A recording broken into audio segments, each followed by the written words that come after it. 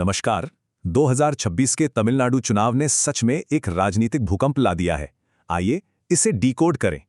हैरान करने वाली बात है, सिर्फ 2 साल पुरानी पार्टी ने 50 साल पुराने सिस्टम को कैसे ढहा दिया।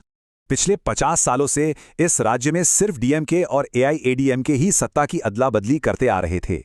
इस बार एक्टर विजय की पार्टी टीवीके ने दशकों पुराने इस द्रविड़ एकाधिकार को पूरी तरह चकनाचूर कर दिया है। इसे विजय इफेक्ट कहेंगे। टीवीके ने 110 सीटें जीतकर सत्ताधारी डीएमके को सीधे तीसरे नंबर पर धकेल दिया।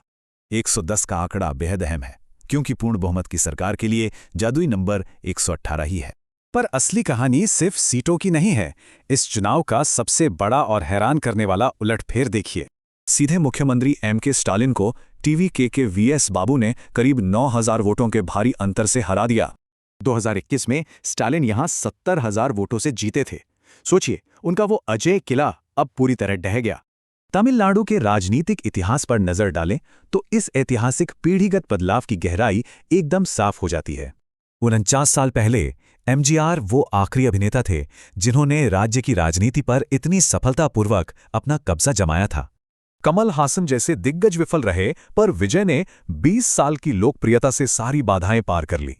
इसे मसीहा फैक्टर कहते हैं, जहां स्टार के प्रति फैंस का अटूट समर्पण सीधे वोटिंग मशीन में बदल जाता है। सच कहूं तो रणनीतिकार प्रशांत किशोर ने 1 साल पहले ही इस जीत की बिल्कुल सटीक भविष्यवाणी कर दी थी। सत्ता के इस अभूतपूर्व और ऐतिहासिक बदलाव से अचानक पूरे देश की राजनीति में भारी हलचल मच गई है।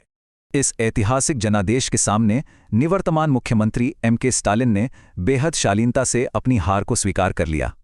राष्ट्रीय नेताओं ने भी तुरंत प्रतिक्रिया दी। प्रधानमंत्री ने राज्य के विकास के लिए अपने पूर्ण सहयोग का वादा किया।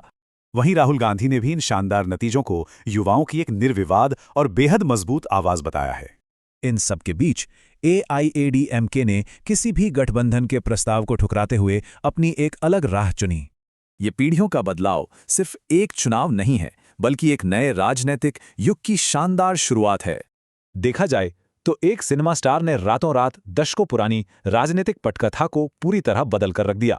अब बड़ा सवाल ये है कि क्या तमिलनाडु की ये ऐतिहासिक घटना पूरे देश में ऐसे राजनीतिक भूकंप लाएगी?